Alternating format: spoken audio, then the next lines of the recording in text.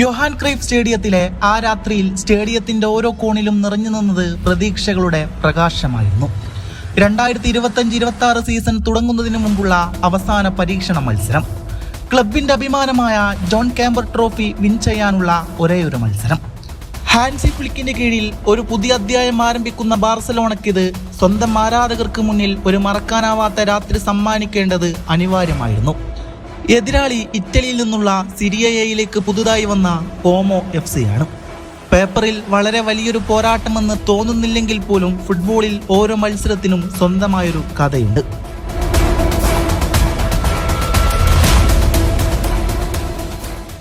Kick off whistle മുഴങ്ങുന്ന നേരം മുതൽ തന്നെ ബാർസലോണയുടെ ഉദ്ദേശം വ്യക്തമായിരുന്നു: ആക്രമണം. ആദ്യ 10 മിനിറ്റിൽ തന്നെ പന്ത് കോമോ FCയുടെ അരയിൽ കുടുങ്ങി. ഫെർമിൻ ലോപ്പസും പെഡ്രിയും ഡിയോങ്ങും എന്നിവർ പാസ് മെഷീൻ പോലെ മധ്യനിരയിൽ നിറഞ്ഞാടി. വിങ്ങുകളിൽ ലാമിൻ യമാലും റാഫീഞ്ഞയും ഇടവിടാതെ പ്രതിരോധത്തെ പൊളിക്കാൻ ശ്രമിച്ചുകൊണ്ടേയിരുന്നു. 21-ാം മിനിറ്റിൽ ഇടത് വിങ്ങിൽ നിന്നുള്ള ചെറിയൊരു പാസ് ഫെർമിൻ ലോപ്പസിന്റെ കാലിലെത്തി. ഒരു ചെറിയ ടച്ച്, തുടർന്ന് ശക്തമായൊരു ഷോട്ട്. പന്ത് വലയുടെ താഴെ കോർണറിൽ പതിക്കുകയാണ്. സ്കോർ ബോർഡിൽ 1-0. ആ ഗോൾ സ്റ്റേഡിയത്തിലെ ആരാധകരെ ഉണർത്തി. ഫെർമിന്റെ കണ്ണുകളിൽ ആത്മവിശ്വാസവും ആരാധകരുടെ കയ്യടികളിൽ സന്തോഷവും കാണാമായിരുന്നു. അത് കഴിഞ്ഞ് അധിക നേരമായില്ല. മത്സരത്തിന്റെ 36-ാം മിനിറ്റ് വീണ്ടും ഫെർമിൻ ലോപ്പസ് അവതരിക്കുകയാണ്. ഒരു കീ ഹോൾ പാസിൽ കോമോ പ്രതിരോധം പിളർന്നുപോയി. ഫെർമിൻ ലോപ്പസ് ഒറ്റ ടച്ചിൽ പന്ത് കാലിൽ ഒതുക്കി. തുടർന്ന് ഗോൾ കീപ്പറിന്റെ കൈ തൊടാതെ പന്ത് വലയിലേക്ക്. സ്കോർ ബോർഡിൽ 2-0. ഒരു മിഡ്ഫീൽഡറായി ഇരട്ട ഗോൾ നേടുകയാണ് ഫെർമിൻ ലോപ്പസ്. അതോടെ ഇന്നത്തെ നായകൻ ഫെർമിൻ ലോപ്പസ് ആകുമെന്ന് ഇതോടെ വ്യക്തമായിരുന്നു.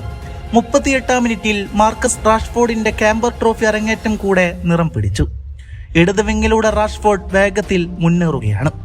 കോമോ പ്രതിരോധത്തെ മറികടന്ന് ഒരു പെർഫെക്റ്റ് പാസ്. അത് റാഫീഞ്ഞയിലേക്കായിരുന്നു. പിന്നീട് റാഫീഞ്ഞയുടെ ഒരു ക്ലിനിക്കൽ ഫിനിഷ്. സ്കോർ ബോർഡിൽ 3-0. പുതിയ സീസണിൽ റാഷ്ഫോർഡിന്റെ സംഭാവന എത്ര വിലപ്പെട്ടതാകുമെന്ന് ആരാധകർക്ക് ആ അസിസ്റ്റിലൂടെ സൂചനയായിരുന്നു. അടുത്ത 5 മിനിറ്റിൽ ലാമിൻ യമാൽ തന്റെ കഴിവുകൾ വീണ്ടും തെളിയിച്ചു. ഈ 17 വയസ്സുകാരൻ വലതുപിങ്ങിൽ നിന്നും ട്രിബിളിങ്ങുകൾ കൊണ്ട് കോമോ പ്രതിരോധത്തെ തകർത്തുകൊണ്ടേയിരുന്നു.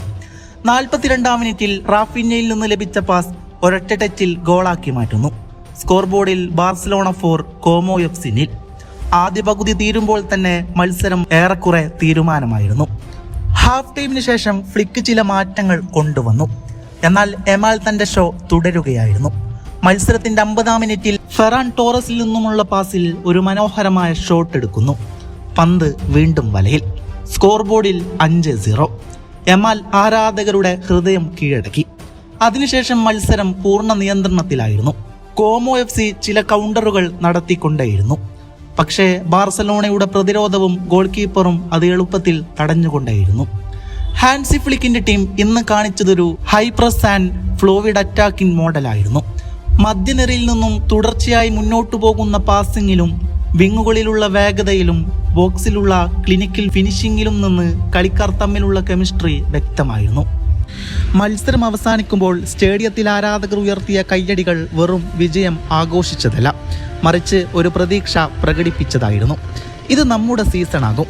യുവതാരങ്ങളുടെ ഉജ്ജ്വല പ്രകടനവും പരിചയസമ്പന്നരുടെ ഉറച്ച പിന്തുണയും കോച്ചിന്റെ വ്യക്തമായ പ്ലാനിങ്ങുമെല്ലാം ചേർന്ന് ബാർസലോണയെ വീണ്ടും യൂറോപ്പിലെ ഏറ്റവും അപകടകരമായ ടീമുകളിൽ ഒന്നാക്കി മാറ്റുന്നു. കഴിഞ്ഞ സീസണിലേതുപോലെ തന്നെ ബാർസലോണ ഈ വരാനിരിക്കുന്ന പുതിയ സീസണിലും ആരാധകർ അത്ഭുതപ്പെടുത്തുമെന്നത് ഉറപ്പ് തന്നെയാണ്.